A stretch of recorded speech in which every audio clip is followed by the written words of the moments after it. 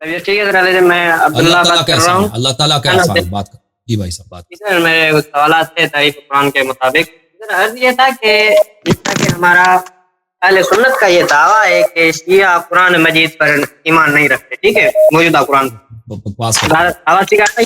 بکواس کرتے ہیں بھائی، بکواس کرتے ہیں. وہ کس نے کہا کہ شیعوں کا عقیدہ قرآن پہ نہیں ہے؟ بات سنو سر، ایک منٹ میں عرض کرنا چاہوں گا. جب آپ سے نصیر احمد نے بات کی تو آپ نے یہ بات کہی کہ وہ اخلاق سے نہیں کر رہا تھا. آپ نے یہ الفاظ جو نکالے یہ الفاظ والے تھے؟ نہیں یہ بد اخلاق جو آپ نے الفاظ نکالا. دیکھیں اب وہ جب ان کے گروپ کا کوئی آدمی آئے گا جو گالی نہیں دے گا، جو احترام کے ساتھ بات کرے گا، ہم ان کے ساتھ بات کریں گے، ٹھیک ہے نا.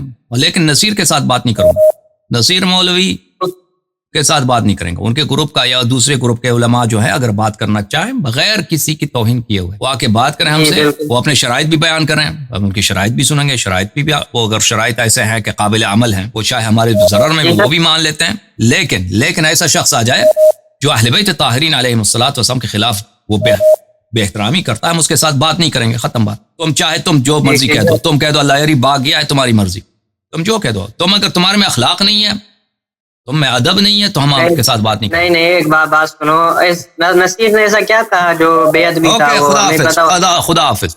سننے والوں نے سن لیا، میں اس کو کفری جملوں کو دوبارہ اقرار نہیں کروں گا. اسے جو کہنا تھا کہہ دیا بھائی، ختم بات. اگر آپ کو سمجھ نہیں آئی، سمجھ نہیں آئی، ختم. ہمارے نزدیک ہم وہ شخص گفتگو کا لائق نہیں.